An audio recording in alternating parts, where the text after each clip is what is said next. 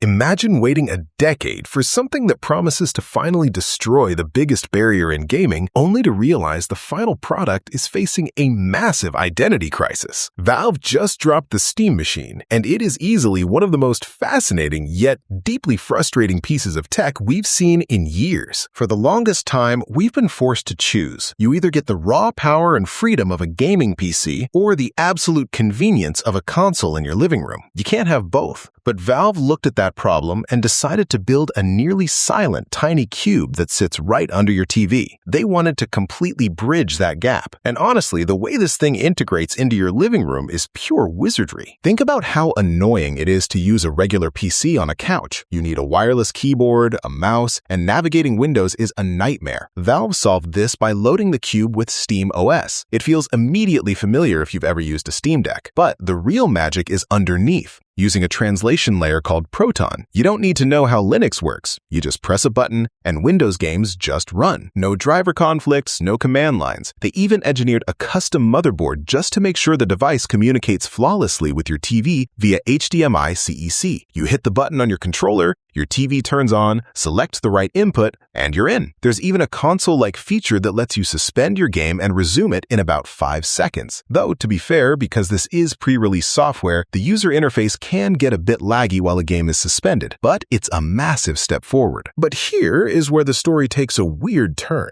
To make a machine this small, Valve had to make some serious hardware choices. Inside, you're getting a 6-core Zen 4 processor paired with 16 gigabytes of fast DDR5 memory and a dedicated graphics chip with 8 gigabytes of VRAM. On paper, that sounds great. It actually has more processing power and memory than the current mainstream consoles. But those consoles are getting old, and these internal parts heavily resemble laptop components from a few years ago. Valve confidently claims this cube will outperform 70% of the gaming PCs currently out there in the wild, but they also made a massive promise: 4K gaming at 60 frames per second, and that promise is where things start to fall apart. When you test an older title like Shadow of the Tomb Raider, it absolutely crushes it, easily flying past 120 frames per second at 4K. But the moment you throw heavy modern titles at it, reality hits hard. We're talking average frame rates tumbling down to between 40 and 50 frames per second. Even worse, if you try to run games that force ray tracing, the performance is a total non-starter. Cyberpunk 2077 with ray tracing on at 1080p Ultra crawls at a painful 15 frames per second. So how does Valve justify that 4K 60 frames per second claim? Well, you have to drop the game settings to low and crank the FSR upscaling all the way down to ultra performance. That means the machine is actually rendering the game at a tiny 720p resolution and stretching it to fit a 4K screen. Sure, the frame counter goes above 60, but the game looks incredibly muddy and ugly. This performance gap becomes an even bigger pill to swallow when you look at the elephant in the room, the PlayStation 5. In a direct head-to-head on God of War Ragnarok, a base PS5 targets a smooth 75 to 78 frames per second by upscaling from 1440p. The Steam Machine, using medium settings and a higher quality upscaling mode, struggles in the 60 to 63 range. It's not terrible, and if you switch to a native 1440p resolution, you can break past 70 frames per second, but it's definitely not the clear victory Valve fans were hoping for. Yet, despite the performance drama, it's impossible to call this device a failure, because Valve did some things beautifully. Under a heavy gaming load, the entire system draws just 175 watts, and a mere 66 watts for lighter titles. Because of that, the cooling system keeps the processor and graphics card at a very stable 68 and 66 degrees Celsius. It is incredibly cool and just as quiet as a PS5. And unlike the closed ecosystems of modern consoles, Valve remains the ultimate good guy when it comes to hardware freedom. They partnered with iFixit to provide full repair guides and replacement parts, making it incredibly easy to open the cube and upgrade your RAM or SSD. You can plug in absolutely any USB or Bluetooth accessory, keyboards, mice,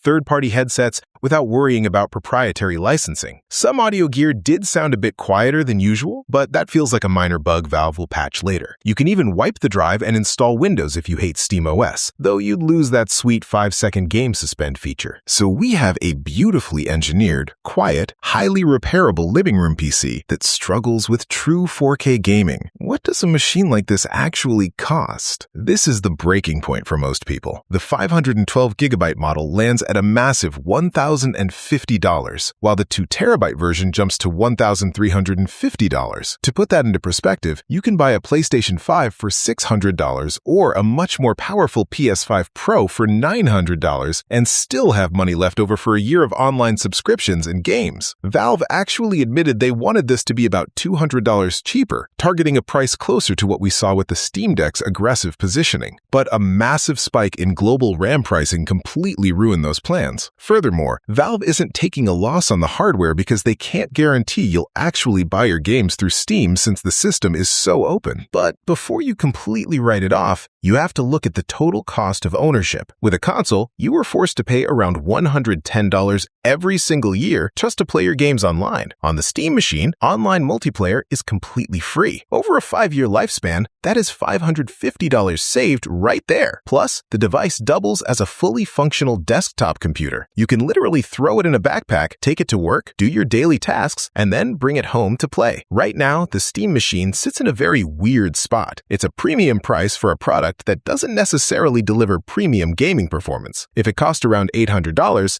it would be an instant, easy recommendation for anyone wanting to escape the locked-down console ecosystems. But at over $1,000, it's a tough sell for the mainstream. It will definitely sell to the hardcore Valve diehards who want to support the vision of open hardware, but for everyone else, it leaves us wondering if this is a glimpse into the future of living room gaming or just an expensive experiment. If you had $1,000 to spend right now, would you choose the ultimate convenience and openness of this little Steam Cube, or would you stick to a traditional console or custom PC build? Drop your thoughts in the comments below.